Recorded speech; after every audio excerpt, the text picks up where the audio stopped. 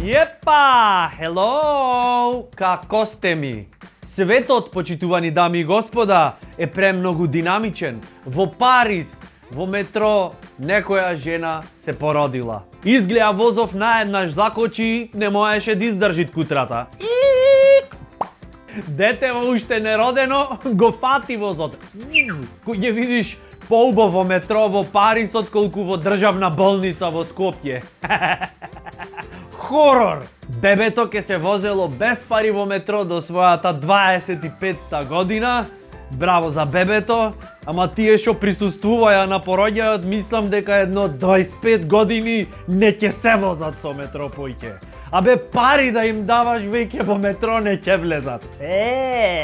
Ова лето повторно тренд е ретро шешир, а тренд сетери се кој ако не Меган Меркел и соседот Коцијас. Види го бе, види го, паше златно, 3 во 1 е ко промоција. Добриот, среќниот, ухранетиот. Мислам дека за време на потпишување на договорот, на Петличево од Саково му беше најтешко. Цел притисок е на него. Млага, Соколис бе Северна, Скопја Горестина имаш, сесир не купиш, сонцаницо јаиш.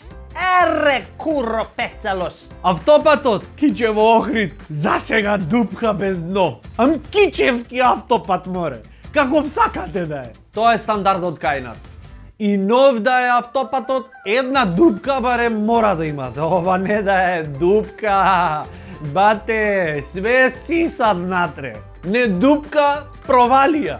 Не се знае колку точно ќе не чини изградбата на автопатот заради да внимаваме промаршен тунел. Како? Како објаснете ми? Како можеше тунелот да го промаршат? Требаше полукружен да го направат тунелов. За гостиве од Охрид кои ќе си одат, пак назад да се вратат. Немат бегање, бате. Исто така, еден од финансиските проблеми е и заработката која што ја има кинеската фирма, која изнесува, верувале или не, 50%. Многу бе некако ко за пат од Алиекспрес. Нараво учение, не се што е кинеско е ефтино. Subscribe!